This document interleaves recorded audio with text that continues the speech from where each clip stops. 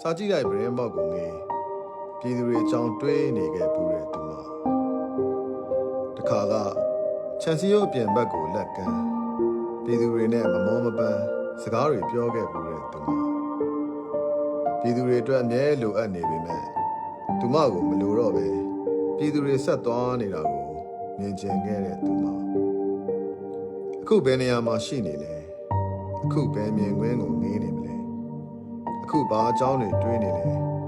အခုဘယ်သူနဲ့စကားပြောနေမလဲအခုဘာတွေများလိုအပ်နေမလဲအခုနေရောကောင်းရဲ့လားအဖေမရှိသောမေးခွန်းများနဲ့အလွမ်းတက်တက်တောင်းစုများအဲ့ဒီချစ်ချင်းမေတ္တာတရားတွေကလွတ်မြောက်ခြင်းကိုယူဆောင်လာကြစေ